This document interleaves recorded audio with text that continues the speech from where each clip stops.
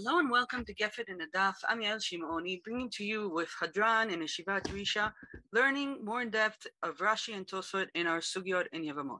And today I want to learn a Tosfot in Daf Nun Chet Amud Aleph, which is dealing with a specific situation and a specific question. What does it mean when we say Venika me'avon? The question is relevant to Hilchot Sota, which meet here with the Hilchot of Yebavot. But in order to understand the Tosfot, we need to go back to two sugiyot before so we can see what the Gemara is saying before we see what Tosfot is dealing with. So this is going to be a little harder Gefet, so bear with me. We'll begin with two sugiyot and Rashi on these sugiyot, and then we'll move to the third sugiyah in Daf Nun Chet and read the Tosfot on that sugiyah. So let's begin. We're starting with the Mishnah in Daf Nun Vav. The Mishnah in Daf Nun Vav brings a machloket between the Tanaim regarding a very specific situation. Let's read the Mishnah and Rashi on the Mishnah, and we'll see what the machloket is dealing with. The Mishnah says the following: Almana lekohen gadol, grusha vechalutza lekohen idiot, min ha'erusin lo yochlu betruma, Rabbi Elazar v'Rabbi Shimon machshirin. Rashi explains what is the situation. Almana lekohen gadol, grusha vechalutza lekohen idiot, lo yochlu betruma. What are we talking about? If I'm an Israelite who marries a Kohen, I'm not eating the Truma before and I'm not eating the Truma after. So what are we talking about? Says Rashi, Mina Erusin lo yochlu betruma. משעה שנתקדשו לאלו קידושי עבירה, נפסלה מלאכול בתרומה דבי נאסא, אם בת כהן היא. Says Rashi, we're not talking about any woman who's marrying a Kohen. We're talking about a bat Kohen who's marrying a Kohen. But this marriage is a problematic marriage. It's a marriage of Kiddushei Avera. What are Kiddushei Avera? Here we have a few examples. Almana cannot marry a Kohen Gadol. Kohen Gadol has to have Isha Betula. He can't marry a Grusha, but he can't marry an Almana either. And a regular Kohen can marry an Almana, but he cannot marry a Grusha. So if I'm a Bat Kohen, means I'm a daughter of a Kohen, but I'm a widow, or I'm a Grusha. I'm eating because I'm a Bat Kohen. But now if I marry a Kohen, if the marriage is problematic, that new marriage will be puzzling me from eating in Truma. So what is the machloket about? The machloket is what is the time that the psul takes place. There are two deot in the Mishnah. One is Rabbi Elazar and Rabbi Shimon, and the other is Tana Kama. Rabbi Elazar and Rabbi Shimon say, only if the woman is married, then she is puzzled. Why is that? Rashi explains to us. Rabbi Eliezer and Rabbi Shimon machshirin ad shetibael. Rabbi Eliezer and Rabbi Shimon say, we're waiting to see when do they actually have sexual intercourse. Why? Because that's when a woman becomes a halala. Ad shetibael lo v'ta'aseh halala kedichtiv lo yechalel shnei chilulim echad la ve'echad leza'ah. Rabbi Eliezer and Rabbi Shimon say, the question whether or not a woman can eat truma or not has a very specific answer. Did she become a halala or not? If she becomes a halala, of course she's puzzled. If she's not halala, she's in the process of getting married, but she did not really finish the process. They did not have intercourse. She's mutter in truma. Doesn't matter if she's meoreset, mekudeshet, no difference. The surprise is, why does Tana Kama think that erusin, which is kiddushin, is enough to be puzzle this woman? Very strange. Nothing physically has happened. She's not a halala. It's true, she's mekudeshet, but she's not a halala. Why are they puzzling her from truma? So let's go over the machloket again. We have two lines that are being discussed here. The first line is irusin, and irusin in the time of the Mishnah is kiddushin. Tana Kama thinks that kiddushin is enough to be puzzle a woman from truma if it's kiddushei avera. Rabbi Elazar and Rabbi Shimon say, no, only bia is what's being puzzled, because that's when you become a halala. And the one that we understand and is simple is Rabbi Elazar and Rabbi Shimon. Tana Kama is surprising, because Tana Kama is saying, I'm not going according to Isur halala. I'm enhancing this Isur and saying, even if she's not a halala, but she's mekudeshet, she's already puzzled. That's the machloket in the Mishnah and Daf Yevamot, and we used in Daf Nun Vav, and we used Rashi in order to understand that we're talking about Kohen that's eating in Truma before, and that's how you see that these Kiddushin are being puzzling her from Truma. Let's move to Daf Nun Zayin. And again, we're doing these dapim in order to understand Daf Nun Chet, which is a little more complicated, and it's built on this Mishnah and on this machloket that we're going to see now in Daf Nun Zayin. Daf Nun Zayin, we have a machloket between Amoraim that in first glance looks very similar to the machloket in the Mishnah. But Rashi will help us see that there is a similarity, but there is a difference between the machloket here and the machloket in the Mishnah. Let's read the machloket. Itmar Rav Amar Yesh chupa lepsulot, u'Shmuel Amar En chupa lepsulot. What's this machloket? Rav says Yesh chupa lepsulot. A chupa will be puzzling a woman from eating bitruma. Rashi explains to us it's exactly the same situation in the Mishnah. We're talking about a bat kohen that is marrying another kohen, but this new marriage is a marriage of pasul. And Rav says, Yesh chupa lepsulot. If they did a chupa, she's psula from lechol betruma. Shmuel Amar En chupa lepsulot. So at first glance, it looks as if Rav is like Tanakama that says that the kiddushim are enough to be passing a woman, and Shmuel is like Rabbi Shimon and Rabbi Elazar. But let's read Rashi. Rashi will show us that this is not exactly the same. Rashi says, יש חופה לפסולות. כי היי גבנה, כשהכניס אלמנה בת כהן לחופה ולא בא עליה, ומעיקרה נמי לא קידשה. אפילו אחי פסולה מתרומה, דבינשה דחופה ככניסת בעילה דמיין. Says Rashi, we are not talking about Tanakama. Tanakama said you have to have kiddushi. Here, Rav is talking about a woman that the Kohen did not have kiddushin with her. It's not kiddushin. And it's not bia either. It's chuppah. What's this? Chuppah without kiddushin. Does chuppah without kiddushin have any meaning, any halachic meaning? So the answer is it's a very big machloket in kiddushin daf vav. And if you look in this page, you'll see there's a very long tosfot dealing with what Rashi says here, that Rashi is talking about a chuppah without kiddushin. Let's go with the shita of Rashi. And Rashi here claims that the chuppah in itself, even though there was no kiddushin before, and even there's no bia, the chuppah in itself is enough to be passing according to Rav. So we see that Rav is not the same. He's not like Tanakama, because Tanakama said that kiddushin is passing. You can understand that kiddushin has halachic meaning. But here Rav saying chuppah has no halachic meaning in the sense it's not kiddushin. It's something else. It's not physical like bia, but it is something in reality. Chuppah, we have to understand more what chuppah is, and that's enough to be passing. And Shmuel says no. Shmuel might agree with Tanakama and say that kiddushin is passing, or agree with Rabbi Elazar Rabbi Shimon and say that bia is passing. But chuppah, maybe Shmuel thinks that chuppah is nothing. So we see that this is another thing in the base of Daf Nun Chet. And now we're almost ready to read Daf Nun Chet. Let's just try to understand what Rav is saying. I think Shmuel has a good statement like that. There's nothing here. It's chuppah. It's not bia. It's not kiddushin. Why are you puzzling? Why does Rav say that chuppah is posedet? So let's read Rashi in the continuation of the daf. And Rashi says, "Deha chashivut chuppah ena ela mishum shehi krova lebia." Says Rashi, why does Rav think that yesh chuppah lepsulot? Because chuppah is almost bia. It's krova lebia, and krova lebia is bia, or it's enough of bia in order to be puzzling. It's taking the psul of halala and enhancing it because we're pretty sure that this woman is about to be ba with her husband, and therefore she will be pasul from din halala. But obviously, Rav's shita is more problematic and harder to understand than the shita of Shmuel. Now, after we saw the Mishnah and Daf Nun Vav and the machloket between Rav and Shmuel and Daf Nun Zayin, we are ready to read Daf Nun Chet and B'ezrat Hashem then the Tosfot and Daf Nun Chet. So let's begin in Daf Nun Chet. Daf Nun Chet, Rav Amram tells us that Rav Sheshet proved that Rav was right. He proved that there is a chuppah for psulot and that Rav's shita is right from Mishnayos. המילתא אמר לנו רב ששת והנהרינו לעינן ממתניתין. יש חופה לפסולות. Rav Sheshet opened up our eyes, and it's a very interesting statement on Rav Sheshet, who was blind. So here he's enlightening our eyes that what Rav says is not his shita. It's already written in the Mishnah. Where is it written in the Mishnah? So we will see the Gemara here goes into Hilchot Sota. So before we read the Gemara, I want to say a few things about Hilchot Sota so we can understand the Gemara in a very more easier way. Okay, so we know a few things about Sota from Torah Shabbat Beh. First is that Sota is not like it looks in the Torah. In the Torah, it looks as if a man has a problem, and then very easily he can take his wife to Beit Mikdash.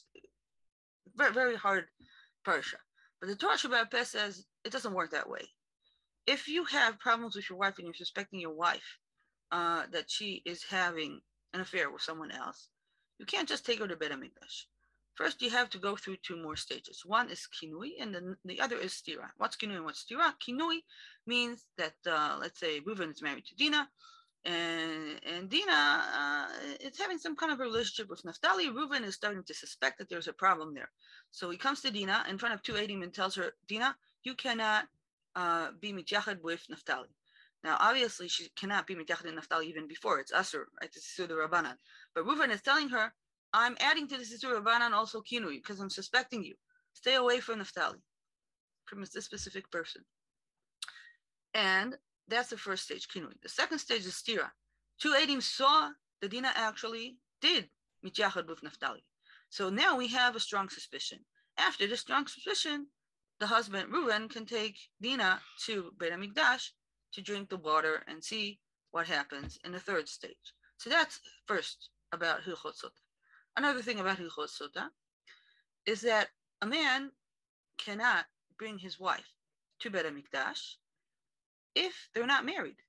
If they're engaged and he does kinu, he does tira, he still cannot bring her to Beit HaMikdash. Only after they're married, he can do that. That's another law. And a third law that's not so well known, but should be, is that it's not enough that the wife has problems, sexual problems, and the husband suspects her. In order for a husband to bring his wife to Beit HaMikdash, he has to be totally clear. He has to be naki me'avon. If he has some kind of problem with his sexuality, and even if he is being unfaithful in different ways, and we'll see that it's a very large way, if he has any kind of sexual avon, he cannot bring his wife to Beit HaMikdash, because that doesn't work. He has to be totally pure. If he's not pure, he can't also do this process with her, because maybe the problem is also with him and not only with her. So these are three laws in the base of Sota from Torah Shabbat Peh. And now we'll see how these three laws, which are two Mishnayos and Baraita, cause Rav Sheshet to prove that Rav is right, that there is a chuppah for psulot. So let's see how Rav Sheshet does this. Tana Tuna. We have a Mishnah. Amen shelo shatiti. Arusa u'nesua shomeret yabam u'knusa. The Mishnah says that when a woman is brought to Beit HaMikdash, she says shvua. And the shvua can be that she was not being unfaithful when she was arusa, and that she was not being unfaithful when she was nesua, or if she was shomeret yavam, or if she was knusa. According to the Mishnah, it sounds that a woman can be brought to Beit HaMikdash even if she's only arusa, because she has a shvua shelo shatiti arusa. Says Rav Sheshet, I don't understand. Hi arusa echidami. How can a woman be nishba that she was not being a sota when she was arusa? למה דקנה לה כשהיא ארוסה וכמה שקלה כשהיא ארוסה? ארוסה בת משתה היא? והתניא ארוסה ושומרת יוון לא שותות ולא נוטלות כתובה. First question of Rav Sheshet. How can a woman be say that she was not sota if she's arusa? If there was a kinui and stira in the irusin, she still cannot drink. Why? Because we have another Mishnah, as we said before, that arusa v'shomeret yavan don't drink. So what's the situation? How can someone be shota from the irusin if she's not nasui? What's Rav Sheshet's answer? Ela dekani like she arusa v'sitra v'kamashkala k'shia nesua. Says Rav Sheshet, we have to understand that this woman went through kinui when she was meoreset, but then the stira was when she was already married. We'll take Reuven and Dinah again. Reuven said to Dinah, you cannot meet with Naphtali anymore. He did that when they were engaged. She was Mekudeshet, not married yet. Then they got married. And then, then two Eidim saw her, Nisteret, and then they got married. And that's when Reuven is taking her to Beit HaMikdash after their marriage. So here we have a married woman who had problems when she was Arusa, and that's why she says in Beit HaMikdash, I did not have any problems when I was Arusa. But then asks Rav Sheshet, if that's the situation, מי בת כלי מאיה? והתניא וניקה האיש מעוון, בזמן שיש מנוקה מעוון, המים בודקים את אשתו, אין האיש מנוקה מעוון, אין המים בודקים את אשתו. says Rav Sheshet, if a man marries his wife after kinui and stira, he has an avon. Why does he have an avon? Because you're not allowed to have sex with your wife after stira. If you said that she cannot meet Naphtali, and she did meet Naphtali, you have to do something with it. You can't just continue with your sexual life. If you did, you have an avon. That's an issur. So how can it be that a man married his wife after there was stira, and then he brings her to Beit HaMikdash? It won't work, not because of her, it won't work because of him, because he is with avon. אלא דקן אליי שהיא ארוסה, והסתתרה, ונכנסה לחופה ולא נבהלה. משמע מינה יש חופה לפסולות. Says Rav Sheshet, the only way to understand these Mishnayot is if we go according to Rav. Why? Because Rav shows us that you can be married without having sex. You can be married. How can you be married? Chuppah. So if a man did kinui v'stira with his wife when they were not married, when she was arusa, and then they got married, meaning he did not have sexual intercourse with her. They just went to the chuppah together. So it shows us that she can be married without bia. Proof for Rav, yesh chuppah lepsulot. And now we understand the Mishnayos. That's the proof that Rav Sheshet brings to us from Hilchot Sotah, that Rav is right and not Shmuel. But before we continue to the Tosfot, it's very important to know that in Daf Nun Amud Bet, we have a different answer to this big sirah that Rav Sheshet showed us.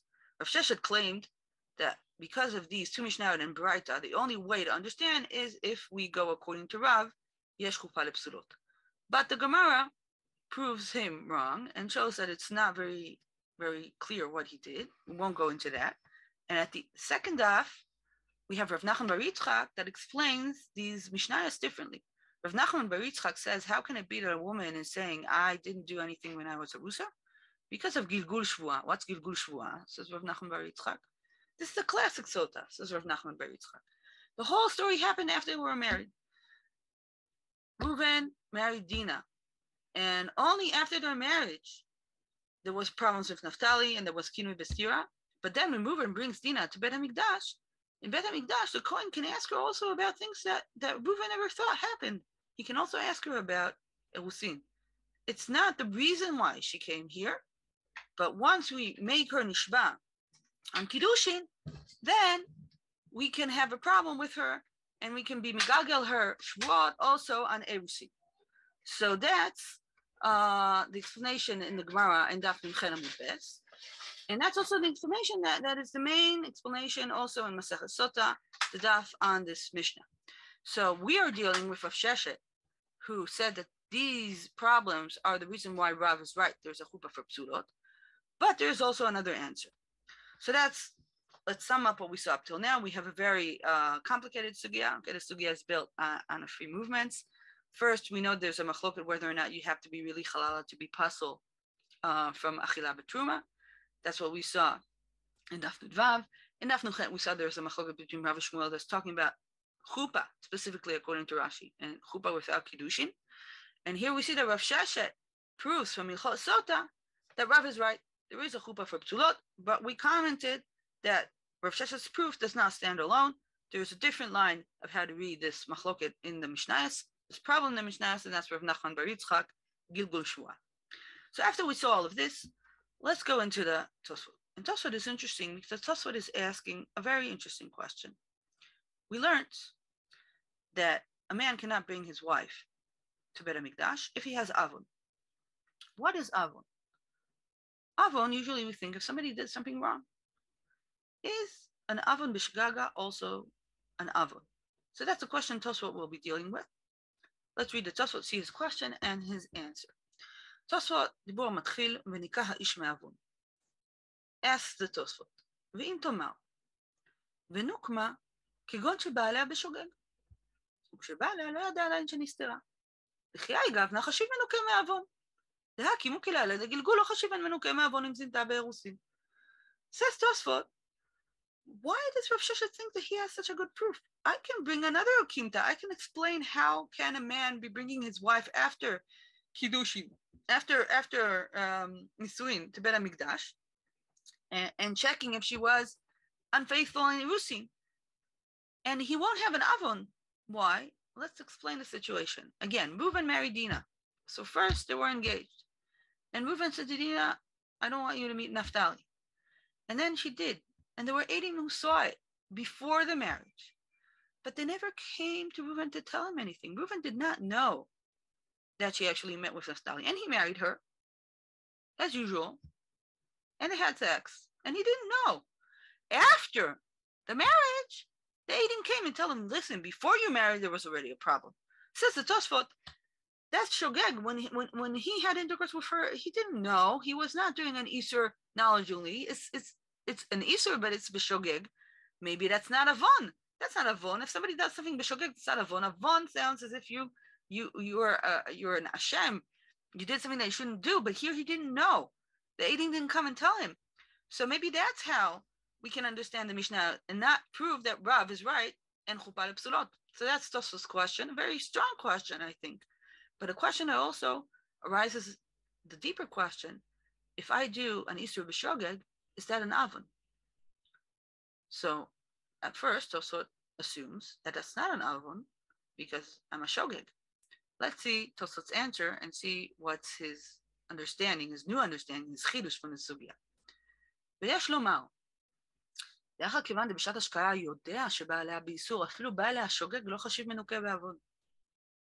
Says Tosfot, when a man brings his wife to Bet HaMikdash, he has to know that he didn't have any problems, including b'shogeg. Again, let's go back to the story. Reuven was mekana for Dinah in Irusin, and she was nisteret in the Irusin. People saw her, but they didn't tell Reuven. Reuven married her not knowing there was a problem.